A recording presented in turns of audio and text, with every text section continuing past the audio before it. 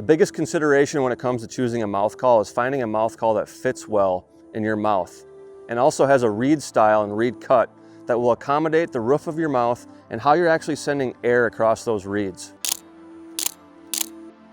Some folks might have more of a tendency to blow air down the center of their mouth, or perhaps the left or the right. And the mouth call that you choose is going to greatly depend on how you're actually sending air across that call to make wild turkey sounds. No matter the style of mouth call or reed cut, the fundamental call that you're going to want to learn on a mouth call is the yelp. And I say that because it's the most effective call for a variety of situations, and once you learn how to actually make a yelp on a diaphragm mouth call, it's going to become a lot easier for you to learn how to manipulate that call to create all those other wild turkey vocalizations.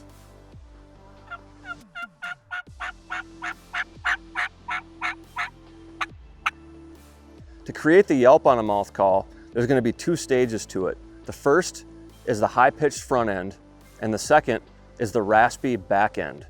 When you learn how to do each of these, you're going to roll that front end into the back end to create a realistic yelp. First, let me explain how to create that high-pitched front end. When you put this call in your mouth, you're going to want to press it up against the roof of your mouth with your tongue. And as you're forcing air out of your diaphragm across those reeds, you want to create just enough tension on the reeds in the call and send just enough air across it so that you're getting that high-pitched front end note of the call where you're not starting to vibrate the reeds too much.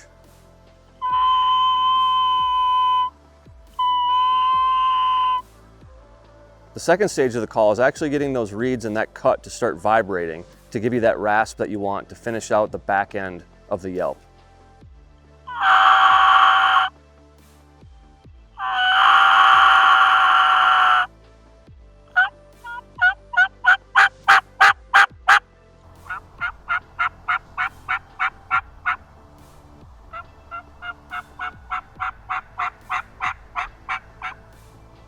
Once you learn to produce that yelp, it's going to become a lot easier to learn how to manipulate that call to create all the other wild turkey vocalizations, such as clucking, cutting, purring, and cackling.